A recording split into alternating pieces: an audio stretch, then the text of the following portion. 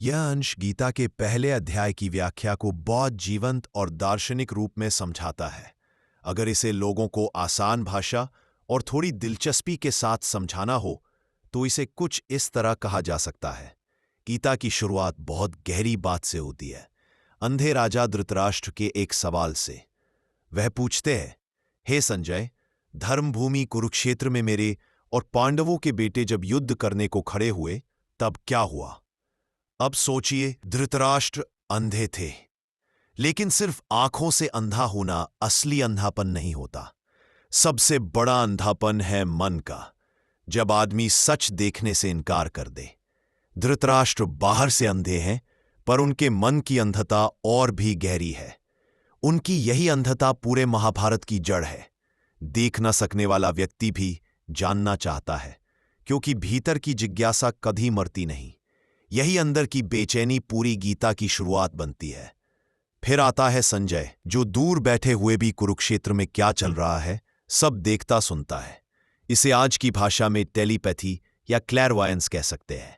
उसकी यह ताकत कोई जादू नहीं है, बस मन की एक विकसित क्षमता है। हर इंसान में छिपी होती है, बस जागी नहीं है। संजय योगी नहीं था, पर उसकी चेतना इतनी तेज थी कि दूर की बातें भी पकड़ सकती थी, जैसे रेडियो सिग्नल पकड़ लेता है। और तब शुरू होती है युद्ध भूमि की रिपोर्ट। दुर्योधन खुलकर बताता है कि पांडवों की सेना में कौन कौन महान योद्धा है: भीम, अर्जुन, अभिमन्यु, द्रुपद। और यह सुनकर आप हैरान होंगे, क्योंकि कोई भी शत्रु की प्रशंसा से युद्ध नहीं शुरू करता। लेकिन दुर्योधन आत्मविश्वासी है, उसे अपनी ताकत पर यकीन है। यह बात दिखाती है कि बुरा आदमी भी अक्सर अपने विश्वास में सशक्त होता है, और कभी कभी अच्छे लोग वही आत्मविश्वास खो देते हैं। दुर्योधन कहता है कि उसकी सेना भीष्म की रक्षा में है, यानी उसकी उम्मीद भीष्म पर टिकती है। वही पांडवों की सेना भीम की रक्षा में है। उसने भीम को अपनी असली चुनौती माना है, क्योंकि अर्जुन विचारशील है, सोच सकता है, कमजोर पड़ सकता है, पलायन कर सकता है, लेकिन भीम सीधे लड़ने वाला इंसान है। दुर्योधन और भीम एक ही तरह के योद्धा है, ताकत के भरोसे वाले, सोच विचार के झंझट से ऊपर। पर असली मोड़ तब आता है जब कृष्ण प्रवेश करते हैं, जो अदृश्य शक्ति की तरह सब बदल देते हैं। अर्जुन डगमगाने वाला था, वही आगे चलकर युद्ध का नायक बन जाता है। यही तो जीवन का रहस्य है, जो दिखता है वही अंतिम नहीं होता।